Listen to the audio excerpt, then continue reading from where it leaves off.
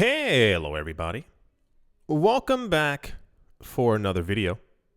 Hope you're all doing fantastic and that you're all having an absolutely incredible day. And without any further ado, let's jump right into it. So we've gone over this before. We all should be relatively aware that all the banks and all the institutions are definitely within the cryptocurrency space right now. Austria's Raiffeisenbank will apparently be rolling out cryptocurrency trading services to retail customers by the end of January 2024. Typically, when we have been hearing over the course of the last 3 years that hundreds of banks are looking to get into the cryptocurrency space, when they do make an announcement that they are going to be offering cryptocurrency services, it is normally that these services will be offered to their institutional clients, to other banks, to other companies, to other hedge funds who are looking to get into the space. Normally, they do not offer this service to people simply walking by, everyday normal people. But this is now a bank in Austria who says that by the end of January of next year, they will be doing so. The service will initially be offered to customers in Vienna, where the 97-year-old bank is headquartered, and be provided in association with cryptocurrency exchange Bitpanda, which signed a letter of intent with the bank earlier this year. They said, "We are starting in Vienna, where about a quarter of Austria's population lives."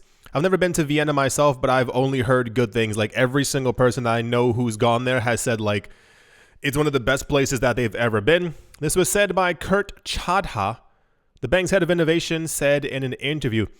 The customer can use their mobile device to enter Bitpanda through the Raiffeisen app. The experience will be familiar, so confirming a trade will work exactly like an account-to-account bank transfer, with the same sort of security customers are used to, end quote. It's very weird to hear that we have basically entered the future and that everyone is going to be integrating cryptocurrencies in some sort of way. I always hope that there's going to be like a little bit more excitement, especially from people within the cryptocurrency space, people who are not within the space. Sure, cool, whatever. They'll be here eventually, but for everyone else, it seems so blasé constantly that we receive amazing news like this, in that, you know, we've basically won as it's being integrated into everything. But a lot of people still focus on the ETF news and other things like that of that manner, as opposed to being like, oh, banks around the world are using us, are buying us, are integrating us into their systems. They won't be unintegrating. They won't be taking it away because they're all going to be using it. They understand exactly what this means for the future, and I just hope that people within the cryptocurrency space understand the same. Relatively popular news, not the most popular. I couldn't find another word. Popular news that was out there, but this is also, I mean, I will say it again. I don't explicitly care for the fact that banks are buying up all the crypto, but it does show that our markets have longevity in them now and will be around for a lot longer. It's just more of the vast majority of people don't get into the market because prices are low, which doesn't make any sense. So they wait for prices to go higher to be able to buy the things that rich people have already been buying, while prices were lower over the course of the last 2 years. But, you know, that's just the way that markets work. That's the Raiffeisenbank is going to be offering cryptocurrency trading services to retail customers in January of next year. And yeah, let's move on. Also in country news, I don't know. The city of Lugano, the economic capital of southern Switzerland, so they say, will apparently be integrating Polygon into their cryptocurrency-friendly payment app known as My Lugano. If you haven't been here in the last 2 years, Lugano, as far as we are to understand it, is basically meant to be like the, or one of the, but is usually the one that we hear about, cryptocurrency hubs within almost said Australia, within Switzerland, where basically I think they have a mayor who's pro-crypto. I don't remember if we had news if the city is also accumulating crypto, but basically all the cryptocurrency companies go there because it's very easy to get cryptocurrency licenses. And if they're trying to form foundations and associations and profits and nonprofits within the cryptocurrency space, but also trying to have some of the Swiss privacy floating around it, they tend to do so within Lugano. So now the news is apparently they're going to be integrating Polygon into their payment app. I assume this is an app that would only work within the city, as it is called My Lugano, and it's not like My London or My Madrid. So I just kind of assume. According to the announcement on Polygon Labs' website, the updated version of My Lugano features a multi-chain digital wallet for personal custody. The press release mentions several tokens already integrated into the app section and the plans to add more. So what I really couldn't figure out from a lot of this news was if it would be running on Polygon, or if it's simply that they added Polygon as a payment method along with other coins that are already on the app as well. See what I mean? Like, I don't know if this was like, hey, they're going to be using Polygon, or like Polygon is going to be used next to a whole bunch of other chains, as well as it says several other tokens are already integrated into the app. The network provider for tens of thousands of decentralized applications with $5 billion in secured assets, Polygon has become a partner of the Swiss city since at least 2022. At the time, it became an infrastructure partner for the city's stablecoin, the LVGA, which no one is probably ever going to use. Everyone, can you please stop making your own stablecoin? It just doesn't make any sense. Like, we have more than enough stablecoins. I understand that it's basically based on greed, and people continue to make stablecoins because they think that at some point someone else is going to use them. Nobody wants to use them. Like, there's very few people who actually need them. Like, and the idea of a city that few people, let's be honest here, that few people have actually heard of. Like, most people have heard of Zurich and maybe Geneva. Lugano isn't at the top of the list. That only a specific people are going to the city for, as opposed to simply just taking out your card and tapping it or swiping it and using the money that you have in your bank account. What would incentivize people at all for a small city within Switzerland called Lugano to trade their fiat currencies or their crypto into a stablecoin to use it within the city? We don't need a stablecoin for every single city and every single person and every single project. It just gets completely overwhelming. According to the statement, My Lugano is also launching a new non-fungible token collection dedicated to the work of an artist called Yuri Catania. And apparently it's going to be 40 meters long, 8 meters high, and will be on the wall of Palazzo dei Congressi. So, wonderful. Not the typical Polygon news that we've been getting. We had a couple of months where we had almost no Polygon news. And I think the thing that we got before this is that is it an update of some kind? I think I forgot exactly what they're doing. I think maybe I'm mixing it up with the Ethereum news that they're also trying to like revamp staking and stuff. But I forgot exactly what the Polygon news was, but they were recently in the news. It also was something like, we're here and we're doing stuff kind of news, but they don't tend to have as hypey of news as many other projects. That's the city of Lugano is integrating Polygon into their crypto-friendly payment app called My Lugano News. Wonderful. Okay. Let's move on. In news that was supposed to be news, but it is news, but it's also not really news. It says, in a startling development, an anonymous trader spent a whopping 83.6 Bitcoin, valued at $3.14 million for a single transaction. So this is something that actually happens more frequently than it actually should. We went over this. I mean, this was literally like in September or August. What ends up happening is that if you send a payment through a cryptocurrency app or a wallet, wherever you're sending it from, you might have seen at some point that it says like, hey, you're sending 0.14 Ether. Here's the transaction fee. And then you go, okay, cool, send. And it ends up sending. If you want to, like, the transaction fees are kind of like baked into the app.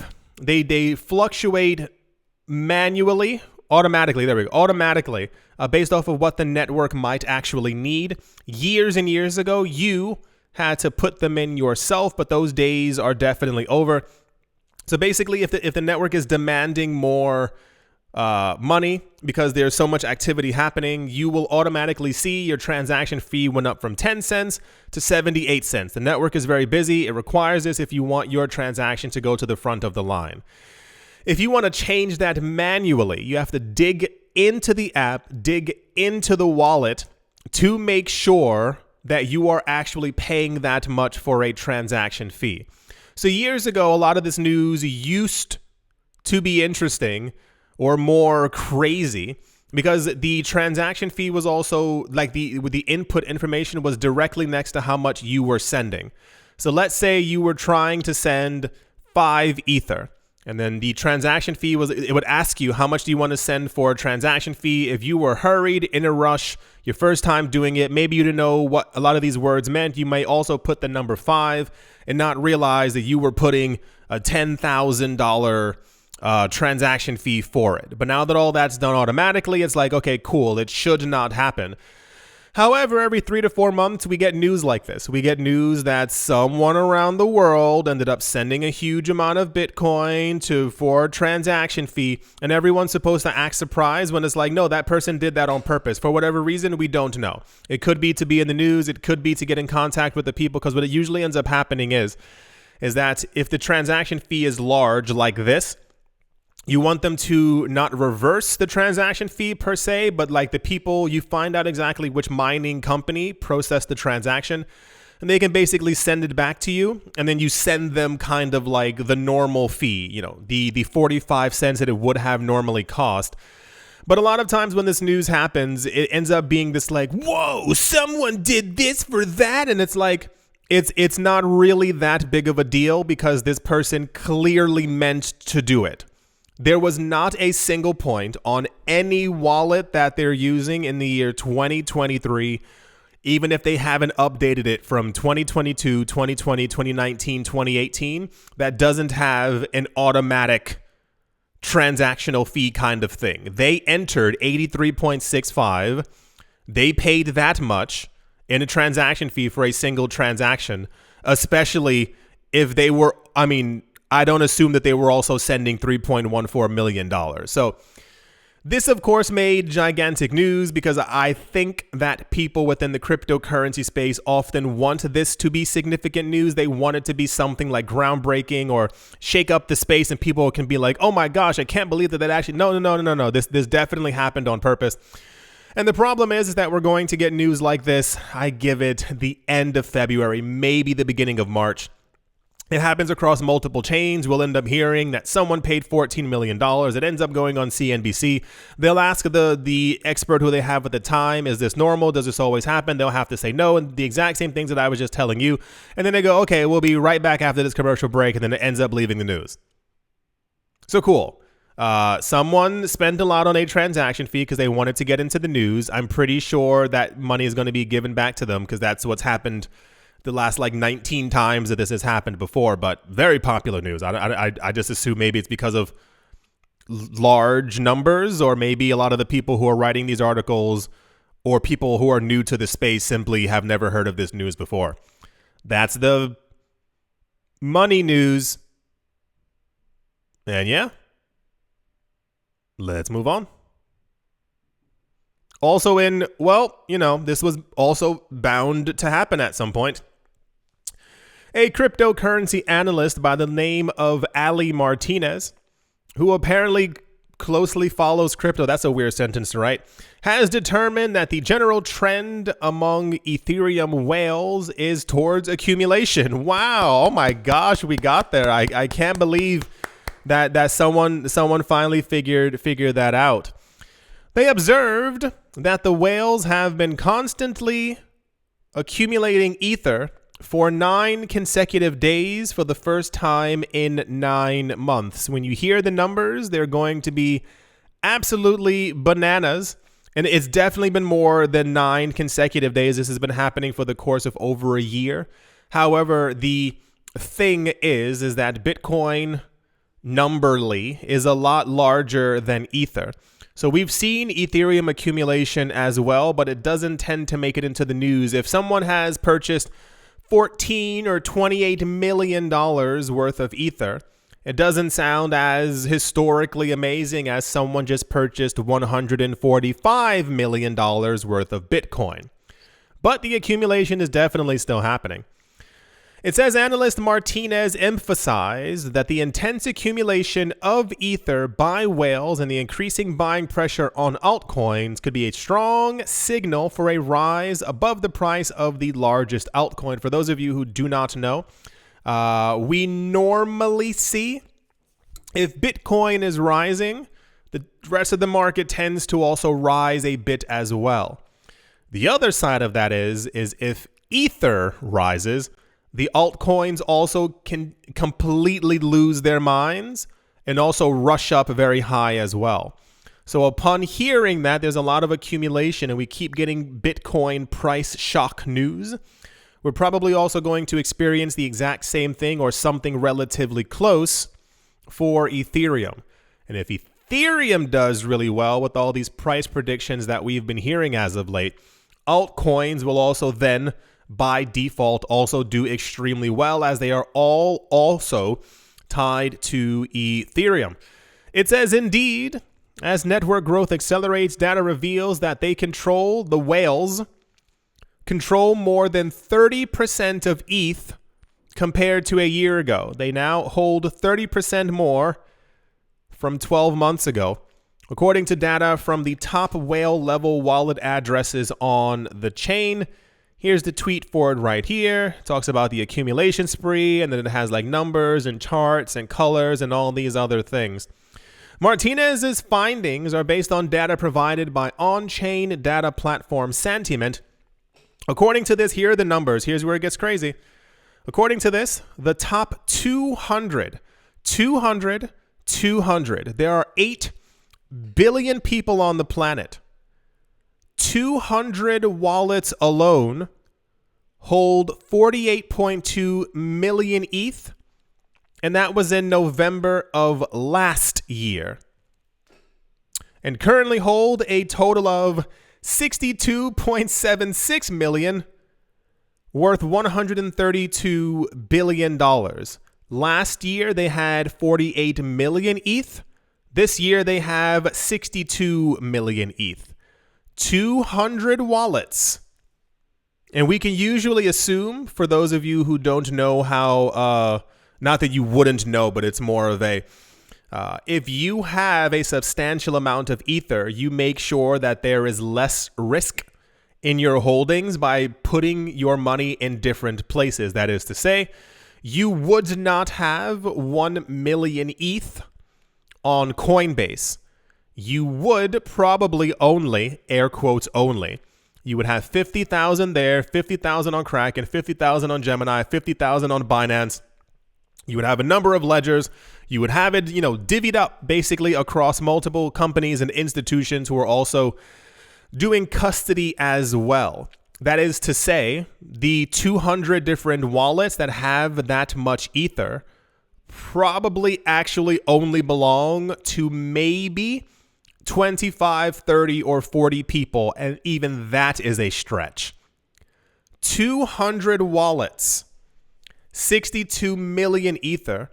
The data shows that since November of last year, the whales have accumulated 30 million ETH, and these 200 wallets alone currently control 52% of all of Ether. Yeah. Additionally, on the 21st of November, 94,700 new Ether wallet addresses were created. reaching the highest number since July of this year. I told you the numbers were going to be insane because they're not even that crazy for Bitcoin. I mean, Bitcoin's is still a little wild when you talk about, like, there are still, I believe, hundreds, if not thousands of addresses that are holding a large portion of Bitcoin, but it's not the top 200. So realistically, it's probably less than 50 people. Do you understand that? It's probably less than 50 people, 50 people out of 8 billion on the planet who currently control 52% of Ethereum circulating supply. So I can't even begin to imagine what the other numbers are like what it comes down to when you look at the top 1,000 wallet addresses. Nonetheless, the top 10,000 wallet addresses, they're probably holding around like 80 to 90 something percent of all the ether that's out there.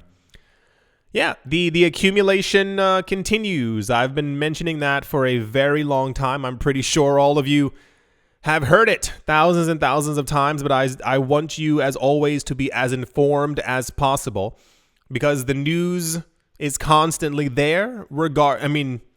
If people don't pay attention to it, there's not really much more that can be done. It's more of a, yes, it's there. It's going to continue happening. They're going to continue buying up all the coins. And as I always say, it's not even 2024 yet. Just imagine what this is going to be in 2028. Imagine if we get to that future where cryptocurrencies have completely taken over by the year 2032. If these people are holding almost all the ether right now, what happens to everyone else in 2032 who doesn't have any ether? What about the year 2045? How high is each ether then? What about the year 2055? Keep on extrapolating, and it only gets crazier and crazier as you're talking about Ethereum is already deflationary and Bitcoin's issuance rate continues to collapse further and further. It's going to be a very specific future where only a very few benefit from it. That's the 200 addresses control more than 52% of 52%. 200 addresses. All right. Okay. Let's move on. Also in the news, embattled crypto exchange Bittrex Global has decided to wind down operations after its US-based arm filed for bankruptcy amid a slew of regulatory challenges earlier this year. The foreign exchange says they will disable all trading activity on the 4th of December. No concrete withdrawal schedule has been established, but Bittrex Global recommends customers pull out their assets as soon as possible because a withdrawal deadline may be set by liquidators at some point in the future. So take it out now as opposed to waiting for the last minute or even after that, because at some point there may be a clause on their website that says that they basically get to keep your money because you did not remove it beforehand. The exchange also notes that customers cannot directly withdraw their money in US dollars and will need to convert any US dollars into crypto or to euros before the 4th of December deadline. Bittrex Global's domestic affiliate filed for bankruptcy back in May after you guessed it, after the US SEC charged the Seattle-based exchange and its co-founder and former CEO William Shihara with operating an unregistered national securities exchange, broker, and clearing agency. This is all planned. This is so weird. When you go over news every day, and I'm sure when you hear it every day, it's just something different about it. There's a different kind of feeling that really gets to you. So for those of you who aren't keeping track, Bittrex, is basically leaving in the United States and has to wind down their operations. Kraken has announced because of the SEC, they're leaving the United States and winding down their operations. Binance US has announced that they're shutting down and I think leaving the US also as well. Binance US, or essentially all of Binance, because the normal Binance is not allowed within the United States because of the SEC, and Binance US is also winding down their operations because of the SEC. What's the other one? Gemini, we haven't heard a word from the Gemini twins in months. And then you have Kraken, Binance, Gemini. You have Coinbase, who is the only exchange who has gone unscathed.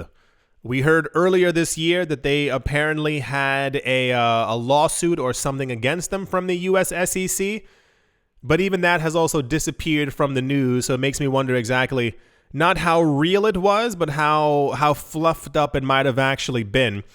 Because as you might have remembered, every company who has applied for a Bitcoin ETF has partnered with Coinbase. And I do not think they would have been able to do that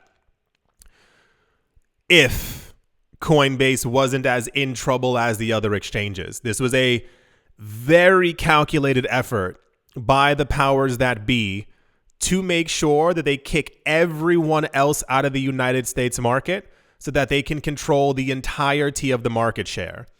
If it had just been Binance, I would have said, okay, I still don't get all the hate against Changpeng Zhao, but sure.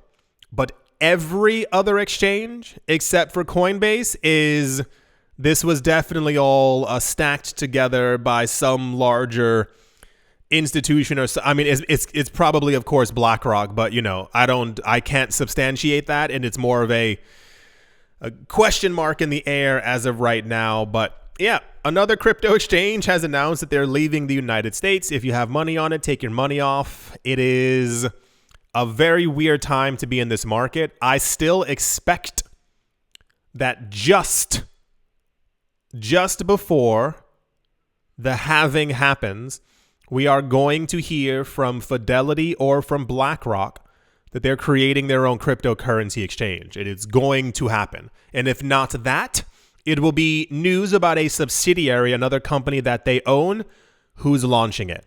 They're not going to just you don't kick out every other crypto exchange and don't make sure that you also slice a piece of pie for yourself. It's a shame. It's a shame. It's a shame, because what happened to the open market? What happened to freedom and capitalism and all that other stuff, and allowing people to do what they want and how they wish? Everyone gets in trouble for the exact same thing with the exact same regulatory authority over the exact same problems when they all said that they've been going to the SEC for years. For those of you who missed that in the summer, every crypto exchange said, we've been going to the SEC, we've been calling them, writing emails, trying to schedule meetings. Nothing has happened. So we assumed that everything was okay because we've been contacting them for 7 years. And then they all get in trouble the exact same year. That's the Bittrex is winding down operations news. And yeah, let's move on. In the never-ending story news, according to Standard Chartered analysts, is that Jeff or Geoff? That's not a joke. I've never known how to say this name, Geoff, because it looks like Jeff, but then it's also Geoff. I'm going to say Jeff. Jeff Kendrick, with people who are mining Bitcoin reducing their sales of Bitcoin, he believes that Bitcoin could reach $120,000 by the end of next year. In April, he predicted that Bitcoin could reach 100K next year, but now considers this estimate to be conservative when taking profitability into account. For those of you who do not know, you should know by now, especially if you've been here for longer than half a year. The idea of people mining Bitcoin comes down to profitability. So when you mine Bitcoin, you are expecting that the price of a Bitcoin is going to be higher than the cost of your electricity. So historically, we have seen that as we get to the halving or before the halving, if you see that it costs $15,000, $20,000 to mine a Bitcoin, and the price of a Bitcoin is $35,000, well, guess what? You're in profit. Also, if the price of electricity doesn't go completely banana haywire and remains at $21,000 or $21,000 per Bitcoin, but Bitcoin's price goes up to $70,000, the people who are mining have to sell a lot less. That goes even further down if Bitcoin goes up to 100K. A lot of the selling and new coins on the market that we tend to see actually come from people who are mining. Surprise, they make it. They have to sell some of it to recoup their energy losses. But if they don't have to sell as much, then there's not a lot of new stuff on the market. If the Bitcoin halving happens and there's half as much Bitcoin hitting the market, and then they only have to sell 1/5 of what they were selling before, that's even less Bitcoin that gets onto the market, and therefore prices increase. Jeff Kendrick wrote the following in a recent note: "We are reiterating our BTC year-end price target of 100K, with the potential for an increase due to the decreasing sales by people who are mining." In an email sent to an insider, that's kind of stupid. I never got that. Like whenever a lot of the news, at least years ago within the cryptocurrency space, that we were receiving about big information came from like insiders. Now, riddle me this.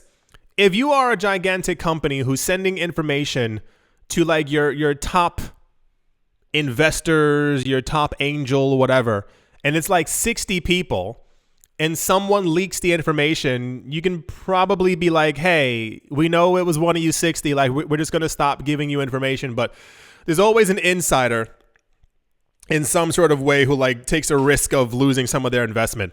Kendrick mentioned that a $120,000 price is valid and represents an almost 300% increase from these levels. He also expects Bitcoin to rise by 67% this year to reach $50,000. We've heard that before. The end of year, we'll see. We're not that far off. The end of the year predictions for Bitcoin based off of nearly hype alone and speculation range anywhere between $50,000 to $70,000 per coin. And that's when we get to the next year where everyone is talking about that we will be between 70 to, I think the highest that we saw was around 150, 160 by the end of next year. If we end up getting to 100K, 120K, and by the end of next summer, it's just going to get completely wild as far as where prices are going to go. The increasing trend in prices is attributed to the rise in mining profitability, which means people who are mining can sell fewer tokens to maintain the same amount of cash flow. This reduces the supply of Bitcoin, and as I said, it also raises prices. Next year's, I said it before, I'll say it again, I don't care. This year went fast, incredibly fast. Whenever you've heard me, it's so crazy. Whenever you've heard me say before, like I was chatting with a friend, I met up with a friend. For those of you who don't know, I do this quite frequently. I'm sure you figured out as I say it like every other video. I'm always sitting in cafes or restaurants with friends and we talk about the market and stuff like that. But the last year, and I'll definitely say like even since maybe like an entire year, November, December since last year, we've talked nonstop about the halving. I don't know why it constantly came up in conversation, regardless of how many times me and my friends kept on meeting up and we tried. We tried talking about real estate. We tried talking about art. We tried talking about, but it kept on getting us back to crypto, to Bitcoin, and to the halving. And now we're like basically here. Like April's not that far away. A couple of weeks are going to fly by. It's going to be March. It's going to be April. The halving is going to happen. Like literally, like if you think about it, the last 2 years have been completely wild and crazy for prices, for the cryptocurrency space. And this thing that even on this channel we've been discussing is like going to happen. Like the next halving is basically already here. And it's basically a matter of like what's going to happen with prices once it actually takes place. So I, of course, myself, I'm very excited to see exactly where prices are going to go, simply because there's a lot to be done. There's a lot to still be done on my end as far as what I want to invest in, where I want to put money, my plans for the future, etc., etc. And now we're basically almost here. Yeah, that's the standard chartered price prediction for Bitcoin. I think 100 to 120 is on the low end, reflecting what the halving actually does, how close we get to overtaking gold, the ETFs, the institutions, and don't forget all the countries that had problems 2-3 years ago with regulation. South Korea, Japan, and now we also have Hong Kong back in the space, like actively back in the space. I think 120 is going to be a little bit too low, but we'll see when we get there. That's the price prediction news. Let's move on. Also in news that was touted as something revolutionary when we've heard of this before, but I think that people within the cryptocurrency space admire rich people and billionaires so much that they kind of just let them do whatever they want and just simply say sentences. Tech billionaire Mark Cuban has expressed interest in the potential of blockchain technology for revolutionizing real estate development. I'm sure one of your ears just perked up. I'll tell you exactly why. This follows a city building proposal by an entrepreneur named Jason Calacanis, Calacanis, that sparked a discussion about integrating cutting-edge technology into large-scale urban development projects. Calacanis suggested constructing 10 new cities in the United States, each with 1 million housing units. They would be aimed at redefining urban living with a focus on sustainability and affordability. That's all. I rolled my eyes, you couldn't see it. One, for those of you who don't know, billionaires are always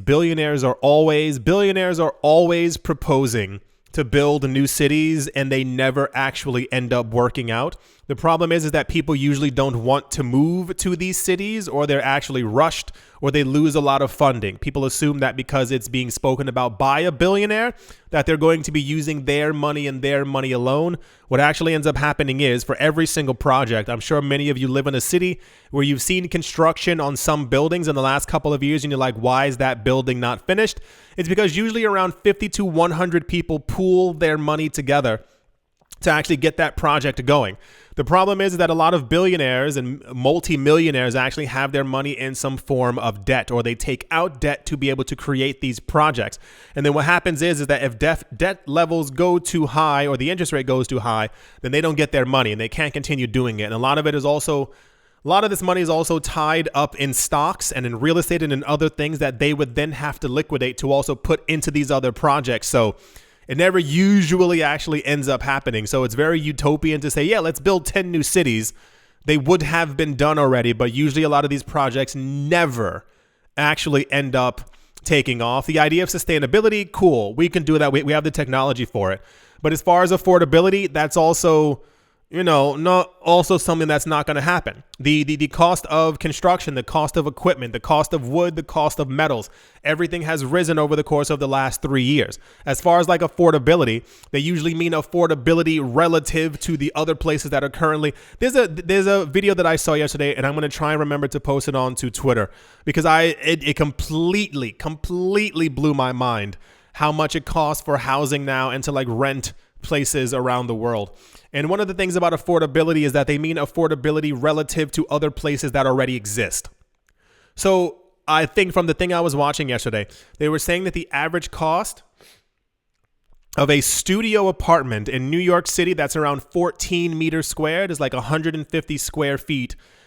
I think was like, I believe it was like $2,800 dollars per month for 14 meters squared flat. It just didn't make any sense. And then they found like another place that was like slightly larger, and I think that was like $3,300. I think a 1-bedroom in New York City is around like $5,700. I saw something. It's crazy. I don't know. I don't even know what to tell you to like how to try to find this video on YouTube.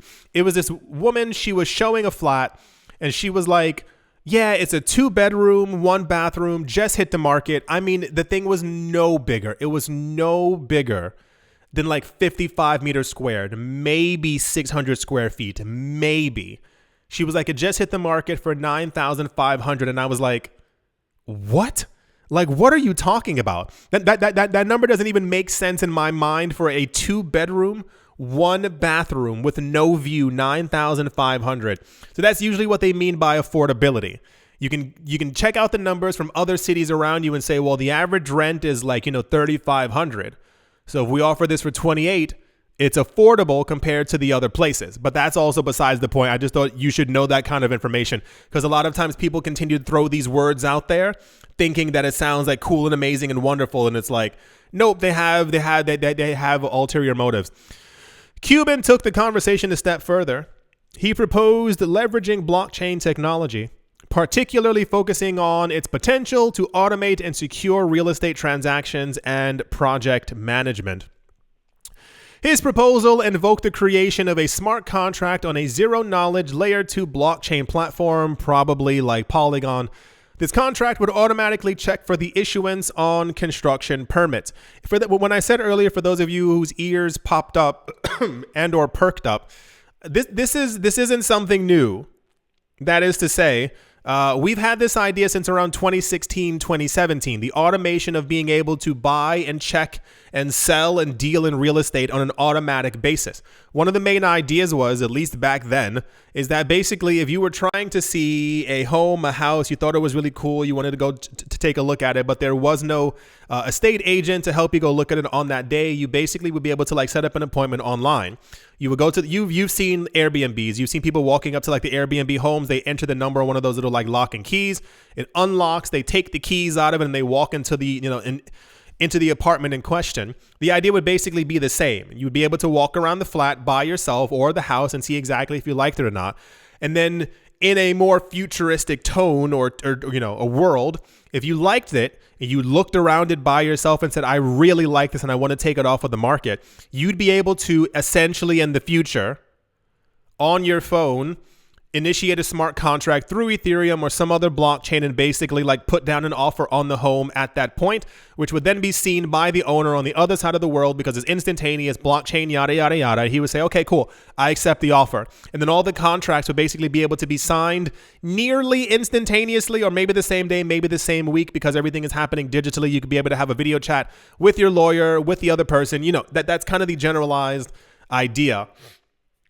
But then this news came out and it ended up being super popular because Mark Cuban said it. And a lot of people haven't been in the cryptocurrency space since 2016, since 2017. So they hear it and go, wow, that sounds like something that could be absolutely cool. And it's like, yeah, we can already do a lot of these things. The issue is that you need to also push aside all the other estate agents.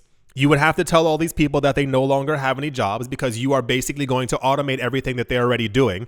You would have to then go to all the local councils and governments and say, hey, so remember how we were paying you like 3% because you were helping us sign the contract and you were the notary? We don't need that anymore because we're going to be using blockchain instead. And then they also have to agree and go, cool, I didn't want to have a job anyway. So you're basically going on this long, gigantic loop of knocking out all these different jobs that people have and being able to like have to tell them that we're no longer going to use them because we have this brand new system and them having to be okay with it.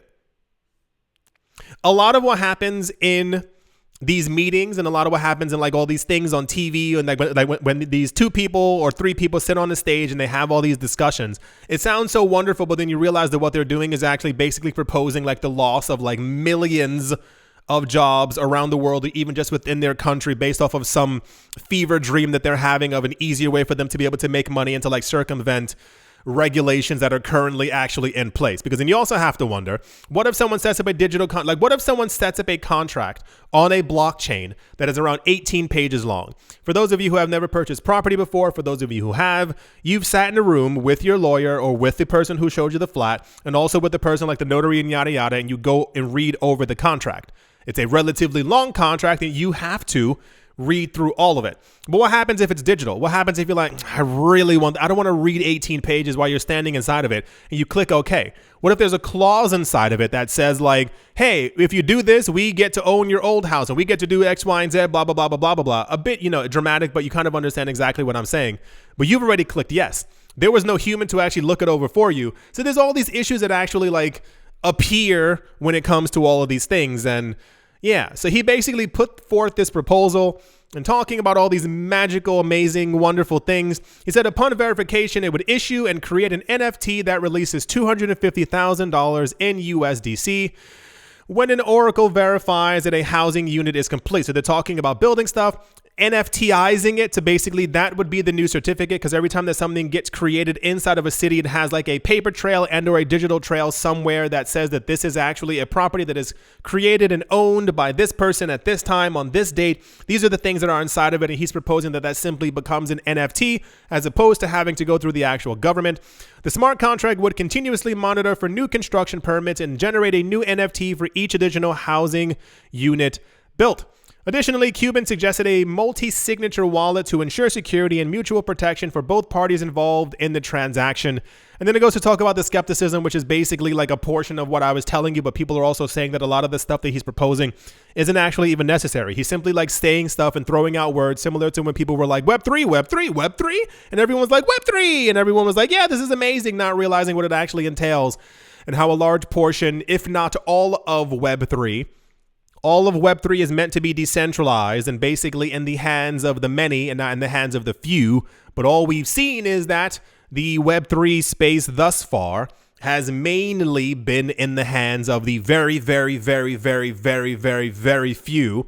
Once again, just basically erasing the term Web 2.0, which is what we currently have, scrubbing it out and going, putting the number 3 there and going, yeah, this is better, as opposed to actually changing anything and making things for the people and for the world.